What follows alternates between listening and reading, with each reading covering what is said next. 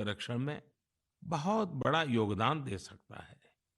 अगर हमारे देश के लोग ठान लें, तो देश भर में हमारी प्राचीन कलाओं को सजाने, संवारने और बचाने का जज्बा एक जन आंदोलन का रूप ले सकता है। मैंने यहाँ कुछ ही प्रयासों के बारे में बात की है। देश भर में इस तरह के अनेक प्रयास हो रहे हैं। आप उनकी जानकारी नमो ऐप के जरिए मुझ तक जरूर पहुंचाएं। मेरे प्यारे देशवासियों, अरुणाचल प्रदेश के लोगों ने साल भर से एक अनूठा अभियान चला रखा है और उसे नाम दिया है Arunachal Pradesh air gun surrender अभियान। इस अभियान में लोग स्वेच्छा से अपनी एयर गन सरेंडर कर रहे हैं। जानते हैं क्यों? ताकि अरुणाचल प्रदेश में पक्षियों का अंधाधुंध शिकार रुक सके। साथियों, अरुणाचल प्रदेश पक्षियों की 500 से भी अधिक प्रजातियों का घर है। इनमें कुछ ऐसी देसी प्रजातियां भी शामिल हैं जो दुनिया में कहीं और नहीं पाई जाती हैं। लेकिन धीरे धीरे अब जंगलों में पक्षियों की संख्या में कमी आने लगी है। इसे सुधारने के लिए ही अब ये एयरगन सरेंडर अभियान चल रहा है। पिछले कुछ महीनों में पहाड़ से मैदानी इलाकों तक, एक कम्युनिटी से लेकर दूसरी कम्युनिटी तक, राज्य में हर तरफ लोगों ने इसे खुले दिल से अपनाया है। अरुणाचल के लोग अपनी मर्जी से अब तक 1600 से ज्यादा एयरगन सरेंडर कर चुके हैं। मैं अरुणाचल के लोगों की इसके लिए प्रशंसा करता हूं, उनका अभिनंदन करता हूं। मेरे प्यारे देशवासियों, आप सभी की ओर से 2022 से जुड़े बहुत सारे संदेश और सुझाव आए हैं। एक विषय हर बार की तरह अधिकांश लोगों के संदेशों में है। ये है स्वच्छता और स्वच्छ भारत का। स्वच्छता का ये संकल्प अनुशासन से, सजगता से और समर्पण से ही पूरा होगा। हम एनसीसी कैडेट द्वारा शुरू किए गए पुनीत सागर अभियान में भी इसकी झलक देख सकते हैं। इस अभियान में 30,000 से अधिक एनसीसी कैडेट शामिल हुए। एनसीसी के इन कैडेट्स ने बीचेस पर सफाई की, वहां से प्लास्टिक कचरा हटाकर उसे रिसाइकलिंग के लिए इकट्ठा किया। हमारे बीचेस, हमारे पहाड़, ये हमारे घूमने लायक तभी होते हैं जब वहां साफ सफाई हो। बहुत से लोग किसी जगह जाने का सपना जिंदगी भर देखते हैं, लेकिन जब वहां जाते हैं तो जाने अनजाने कचरा भी फैला आते हैं। ये हर देशवासी की जिम्मेदारी है कि जो जगह हमें इतनी खुशी देती है, हम उन्हें अस्वच्छ न करें। साथियों, मुझे साफ वाटर नाम से एक स्टार्टअप के बारे में पता चला है, जिसे कुछ युवाओं ने शुरू किया है। ये आर्टिफिशियल इंटेलिजेंस और इंटरनेट ऑफ थिंग्स की मदद से लोगों को उनके इलाके में पानी की शुद्धता और क्वालिटी से जुड़ी जानकारी देगा। ये स्वच्छता का ही तो एक अगला चरण है। लोगों के स्वच्छ और स्वस्थ भविष्य के लिए इस स्टार्टअप की अहमियत को देखते हुए इसे एक ग्लोबल अवार्ड भी मिला है।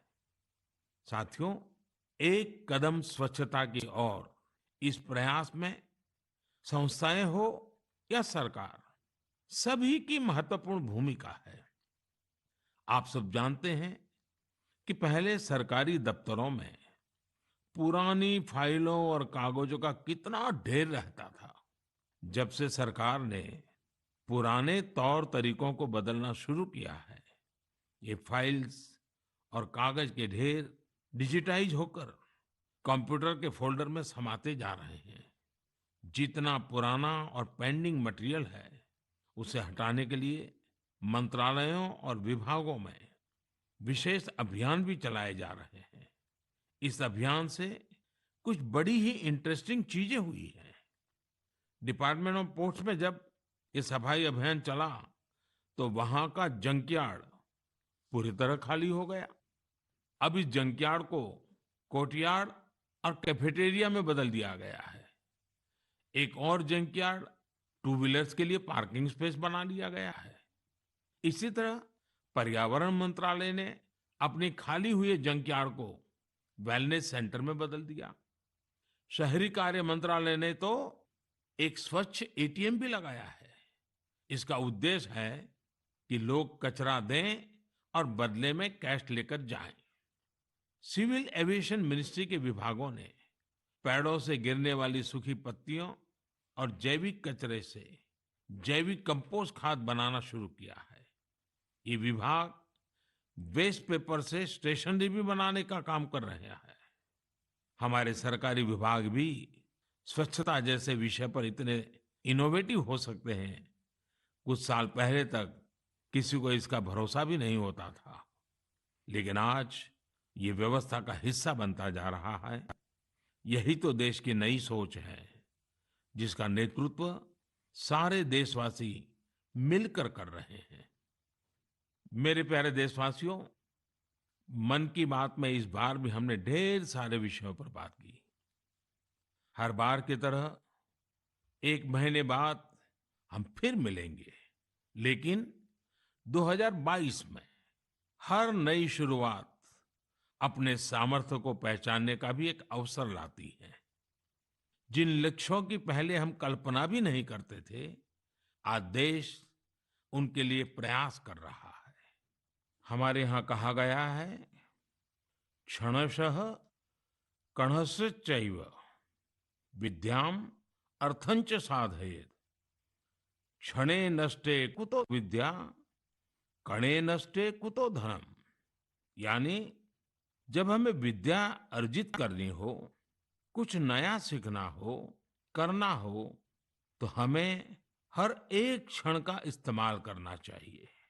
और जब हमें धन अर्जन करना हो, यानी उन्नति प्रगति करनी हो, तो हर एक कण का यानी हर संसाधन का समुचित इस्तेमाल करना चाहिए।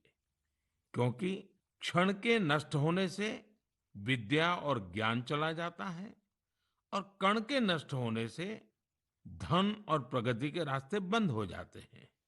ये बात हम सब देशवासियों के लिए प्रेरणा है। हमें कितना कुछ सीखना है, नए नए इनोवेशंस करने हैं, नए नए लक्ष्य हासिल करने हैं। इसलिए हमें एक क्षण गंवाए बिना लगना होगा।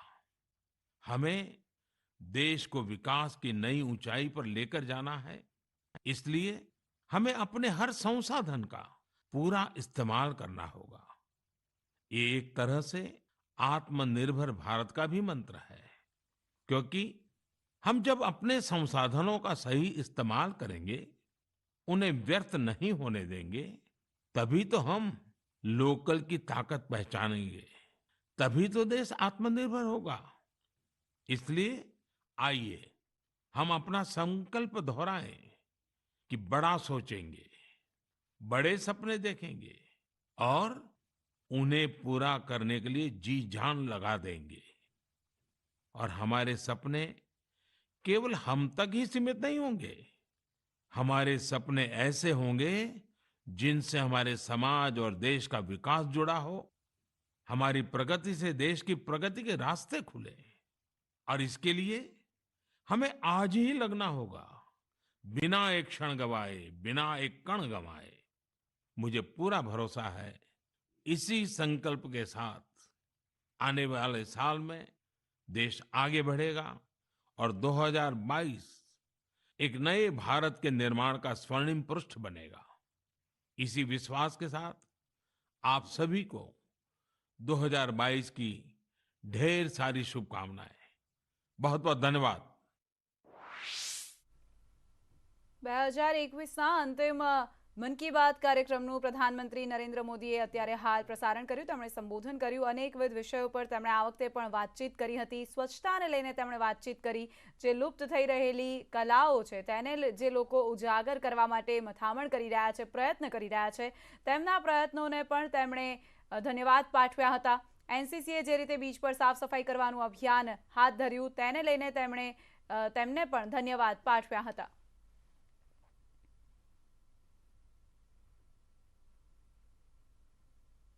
અને હવે નજર કરીશું સમાચાર સુપરફાસ્ટ પર।